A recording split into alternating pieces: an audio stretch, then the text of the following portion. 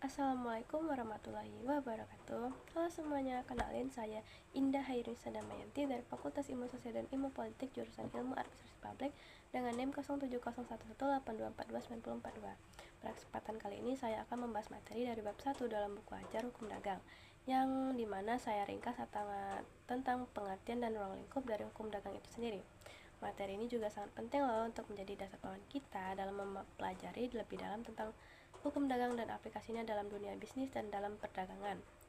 Selanjutnya kita akan memasuki apa itu pengertian hukum dagang. Secara sederhana, hukum dagang adalah bagian dari hukum perdata yang secara khusus mengatur hubungan hukum dalam bidang perdagangan, yang artinya hukum dagang ini juga mengatur segala aktivitas yang berkaitan dengan jual beli, perjanjian usaha, pendirian perusahaan, surat berharga, hingga pengaturan tentang kepailitan.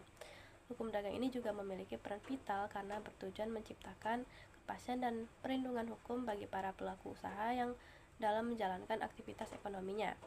Jika kita lihat secara historis, hukum dagang ini juga awalnya berasal dari kebiasaan-kebiasaan para pedagang yang kemudian dibakukan menjadi hukum tertulis. Di Indonesia sendiri juga ada sumber hukum dagang yang sebagian besar masih berasal dari Wetboek van Koophandel atau Kitab Undang-Undang Hukum Dasar yang merupakan peninggalan zaman kolonial Belanda. Meskipun begitu, dalam praktiknya hukum dagang juga kita kembangkan mengikuti kebutuhan zaman melalui undang-undang baru, peraturan pemerintah, serta kebiasaan yang berlaku dalam praktik bisnis.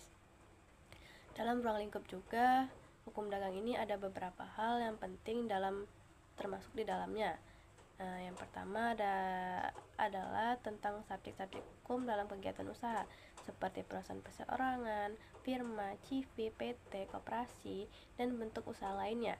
Lalu ada perjanjian-perjanjian dalam dunia dagang seperti jual beli, sewa, leasing, atau kontrak kerja sama yang sering digunakan dalam praktik bisnis.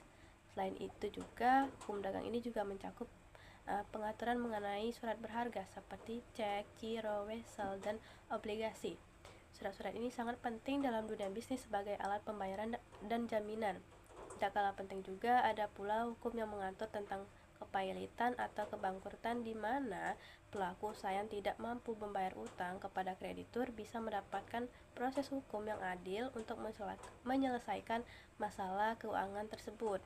Dan menariknya juga, hukum dagang ini juga meliputi kegiatan dari lembaga-lembaga keuangan seperti bank, asuransi, serta lembaga pembiayaan lainnya yang berperan penting dalam mendukung kegiatan perdagangan ini.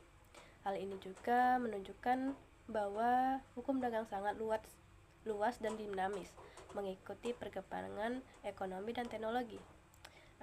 Mungkin ini saja yang dapat saya simpulkan, bahwa hukum dagang ini juga bukan hanya penting untuk pelaku usaha, tetapi juga bagi masyarakat untuk yang terlibat dalam transaksi ekonomi.